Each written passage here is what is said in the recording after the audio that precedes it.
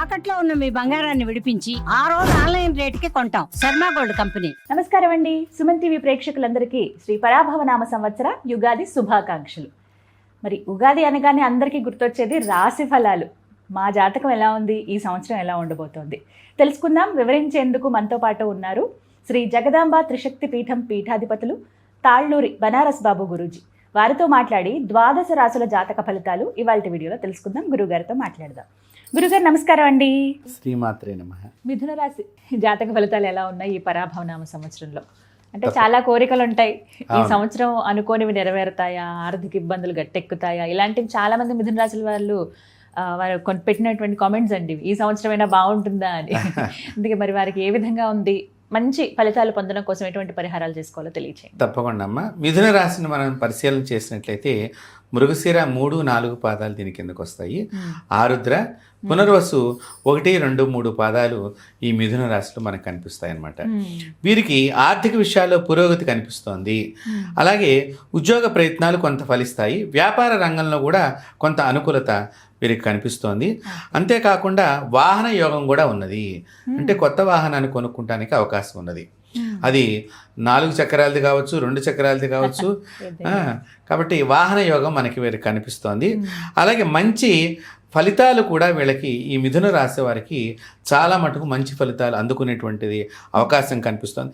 Consultancy, auditing రంగాల్లో వారికి పురోగతి బాగా కనిపిస్తోంది. అంతేకాకుండా విద్యార్థులు చదువుల్లో రాణించడానికి ఎక్కువగా అనుకూలత కనిపిస్తోంది. అంటే మనము ఇక్కడ ముఖ్యంగా చదువుకునేటువంటి వాళ్ళు, మనం ఇందాకే ఆడిటింగ్ అని చెప్పినాం. అంటే ఈ మిథున రాశిలో ఎవరైతే CA కోర్సులు చదివేటువంటి వాళ్ళు కానివ్వండి, లేకపోతే ఈ ఆడిటింగ్ డిపార్ట్మెంట్కి సంబంధించిన విద్యల్లో ఇంకా రకరకాల కోర్సులు నేర్చుకుంటున్నటువంటి వాళ్ళు, వీళ్ళందరికీ కానివ్వండి చాలా మంచి అవకాశం మిథున రాశి వాళ్ళలో మనకు కనిపిస్తోంది. అంతేకాకుండా కొన్ని కోర్టు సమస్యలు కానివ్వండి, లేకపోతే పెద్దల మధ్యలో పంచాయతీ పెట్టుకునేటువంటి సమస్యల గురించి అవి ఒక కొలిక్కి వచ్చేటువంటి అవకాశం కనిపిస్తోంది. అంటే నిర్ణయం జరగటానికి అవకాశం, అంటే తీర్పులు రావటానికి కానివ్వండి, కోర్టులో ఉంటే తీర్పు రావటానికి కానివ్వండి, ఏదో ఒకటి పరిష్కారం, సమస్యకి పరిష్కారం అనేది కనిపిస్తోంది ఇక్కడ మనకి.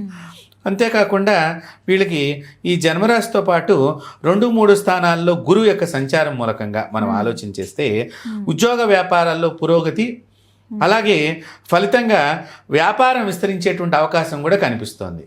వ్యాపారస్తులు తమ వ్యాపారాన్ని, మిథున రాశి వారు అందులో ఎక్కువగా వ్యాపారాన్ని అనేక బ్రాంచెస్ లాగా పెట్టుకుంటాం, ఇట్లాంటివన్నీ పెంచుకునేటువంటి అవకాశాలు కనిపిస్తున్నాయి.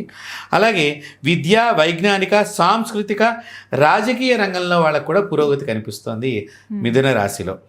అలాగే వీళ్ళకి ఆరోగ్యం పట్ల శ్రద్ధ చూపించాలి.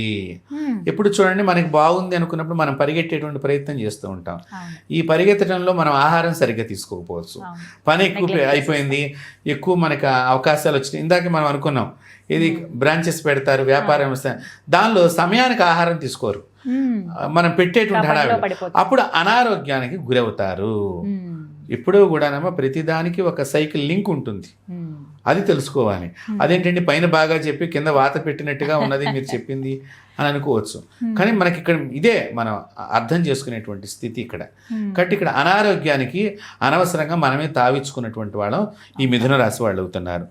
అంతేకాకుండా బదిలీలు, మార్పులు కూడా జరిగేటువంటి, అంటే ట్రాన్స్ఫర్స్ కూడా జరిగేటువంటి అవకాశము, ఒక చోట నుంచి ఇంకో చోటకి స్థానచలనము, ఇవన్నీ కూడా కనిపిస్తున్నాయి. అంతేకాకుండా 10వ స్థానంలో శని సంచార ఫలితంగా ఉద్యోగ ప్రయత్నాలు కొంత ఫలిస్తాయి. ఎవరైనా ఉద్యోగం గురించి ప్రయత్నం చేస్తున్నా ప్రమోషన్ గురించి అందుకునేటువంటి అవకాశం కనిపిస్తోంది. అలాగే రుణ ప్రయత్నాలు కూడా, ఏదైనా మన గృహ రుణం కావాలి, విద్యా రుణం కావాలి, లేదా ఏదైనా చేబుదురుగా గబుకుని ఎమర్జెన్సీగా మనకి డబ్బులు కావాల్సి వచ్చినటువంటి వాళ్ళకి, మిథున రాశి వాళ్ళకి అలాంటి అవకాశం లభించే అవకాశం మనకు కనిపిస్తోంది. అంతేకాకుండా పెట్టుబడి విషయాలు, అంటే ఏదైనా వ్యాపారంలో పెడదాం డబ్బులు ఎక్కువగా, ఎవరో మన స్నేహితుడు బాగా వ్యాపారం చేస్తున్నాడు అని చెప్పేసి దానిలో మనం డబ్బులు పెడదాం అనుకునేటప్పుడు ఒక క్షణం ఆలోచన చేసి నిర్ణయం తీసుకోవాలి మిథున రాశి వారు. కాబట్టి అక్కడ కనుక మనం వాడికి ఏదో కలిసి వచ్చింది, వాడికి మనం పెట్టుబడి పెడితే మనకేదో నెల నెల డబ్బులు వస్తాయి అనుకుంటే 1-2 నెలలు బాగానే ఉంటుంది, తర్వాత ప్రమాదంలో పడేటువంటి అవకాశం కనిపిస్తోంది. అంతేకాకుండా మనం రాహుకేతువులను గనక మనం పరిశీలన చేసినట్లయితే మిథున రాశి వారి మీద రాహుకేతువుల ప్రభావం ఎలా ఉంది అని చూస్తే గనక బదిలీలలో మొదట్లో చిన్న ఇబ్బందులు ఏర్పడతాయి. అంటే కొంతమంది బదిలీ కానీ ట్రాన్స్ఫర్ కానీ పెట్టుకుంటూ ఉంటారు, మాకు ఆ ఊరికి ట్రాన్స్ఫర్ కావాలి, ఈ ఊరికి ట్రాన్స్ఫర్ కావాలి అని చెప్పేటువంటిది. ఆ ప్రయత్నంలో మొదట వీళ్ళకి చాలా చిక్కులు కానీ అనవసరమైనటువంటి మాటలు అనిపించుకోవటం కానీ, నువ్వు ఎందుకు ఏం చేసావని చెప్పి అక్కడికి ఎడుతున్నావు ఇక్కడికి ఎడుతున్నావు అనేటువంటి పై ఆఫీసర్లు ఎవరైతే చేద్దాం అనుకునేటువంటి ర్యాంకులో ఉండేటువంటి వాళ్ళు అనేటువంటి మాటలు కానీ, లేకపోతే వీరు స్వతహాగా చేసేటువంటి ప్రయత్నంలో కానీ కొన్ని చిక్కులు అనవసరమైనటువంటి మాటలు అనిపించుకోవడానికి అవకాశం కనిపిస్తుంది మిథున రాశి వారికి. అంతేకాకుండా ప్రేమ వ్యవహారాలకి చాలా దూరంగా ఉండాలి. దీంతోపాటు డ్రైవింగ్ చేసేటువంటి విషయంలో కూడా మిథున రాశి వారు చాలా జాగ్రత్తలు పాటించాలి. రవాణా రంగంలో వారికి కూడా ప్రోత్సాహకరంగా ఉంటుంది. అయితే ఇప్పుడు ఏవైతే సమస్యలు ఉన్నాయని మనం చెప్పుకున్నామో మిథున రాశి వారు ఆ సమస్యల నుంచి గట్టెక్కాలి అంటే కనుక చక్కగా దక్షిణామూర్తి స్తోత్రాన్ని పారాయణం చేసుకోవాలి. దక్షిణామూర్తిని యొక్క ఆరాధన, దక్షిణామూర్తి యొక్క దేవాలయ దర్శనం, చక్కగా మన కాళహస్తిలో దక్షిణం వైపునే స్వామివారు ఎంతో చక్కగా. అంతేకాకుండా ప్రతి శివాలయాలలో కూడానమ్మా మీరు దక్షిణ దిక్కున దక్షిణామూర్తి విగ్రహాన్ని పైన గోపురం మీద మనకు కనిపిస్తుందమ్మా శివాలయాల్లో. చక్కగా ఆ శివాలయం చుట్టూ కనుక వీరు వెళ్ళి ఆ ప్రదక్షిణం చేసి 11 సార్లు ఆ దక్షిణామూర్తి దర్శనం చేసుకున్నా కూడా ఈ మిథున రాశి వారికి ఈ సమస్యలు కానివ్వండి, కొన్ని చిక్కులు కానివ్వండి, వారి అనుకున్న ఫలితం రానందుకు ఆ చిక్కుల నుంచి తప్పించుకుంటానికి కానివ్వండి చక్కగా దక్షిణామూర్తి స్తోత్ర పారాయణం చేయటం చాలా మంచిది. వారందరికీ కూడా మేలు జరగాలని చెప్పి మనం కూడా ఒకసారి దక్షిణామూర్తికి నమస్కారం చేసి.